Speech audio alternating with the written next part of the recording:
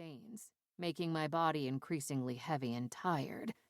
I slipped back to thinking of that moment in the car with Christian. I was told it had to be done, but in my heart and soul, I couldn't justify it. How was it even possible that two competent and able-bodied adults couldn't pull a toddler from Ben's ear? Sean and I tried. Hell, even Ben was trying. But Christian was relentless in his infected state, and I took action. I ended it. Laying in that hospital bed, I could still feel that knife in my hand, and the vibration and resistance as I plunged it into Christian. I couldn't close my eyes, because every time I did, that moment replayed over and over. It was vivid, and I felt it send tremors through me, so much so it gave muscle memory a new meaning. Struggling with what I had done, racked with guilt, I hoped whatever they gave me would kick in and help me sleep. I needed to hear Lev's voice in my head, hear him tell me it was all right. But no voice was there. I felt empty and lost, and knew even if I did sleep, I'd wake up feeling the same way. I had done some terrible things in the name of survival and for my family, but this felt different. Eventually that feeling would go away, leaving me with just the memory to cringe at.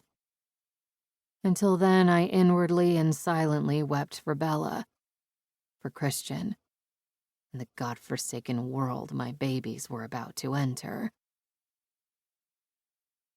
2. Pain. Sean. When I was 17, a senior in high school, I had my own car. My grandfather had given it to me when I was 16. It didn't run, the battery was dead, and the tires were smooth.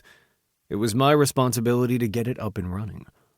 I worked at a restaurant as a busboy and saved up my money. Each weekend, buying a new part and learning how to fit it from my grandfather. By the time we were done with it, the car was pretty impressive, and I ended up learning a lot in the process of fixing it up. So much so that when I saw the principal, Mrs. Stowell, standing by her car in the school lot with the hood open, I of course offered help. "Oh, thank you, Sean," she said to me. "I know you are good with cars." And I was, but I was used to older models, and Mrs. Stowell had a much newer one. Still, I gave it my best shot. I ran through the obvious things: alternator, starter, battery. Nothing. The car wouldn't turn over. Then it hit me. She was out of gas. She thought I was brilliant for making that diagnosis, and if I were right, she'd buy me a snack from the a la carte cafeteria line every day for a week. Hey, I wasn't a fool. I'd take those snacks. Mrs. Stowell didn't know me because I had some sort of a bad reputation. Quite the opposite, really. She knew me as the kid who had planned his life to a T. 2 or 3 years in the army, then off to be a police officer. I knew what I wanted to do.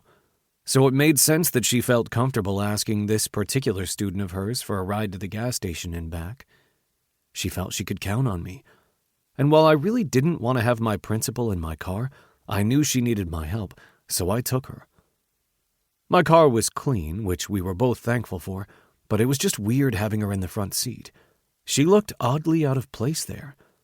Conversation was stale and stupid, and largely centered around what I liked to watch on television.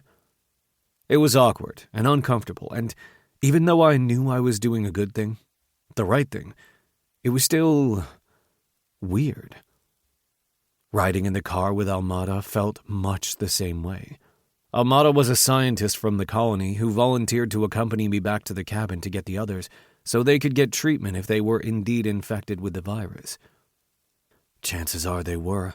Except Katie, of course. She was immune. With Bella having it, someone else surely did. The colony had the cure, and Almada came with me to convince the others, or rather convince Fleck, that they had to go. Fleck. The most hard-headed son of a bitch I had ever met, and I'd met a lot of people in my life. He hated me and didn't trust me.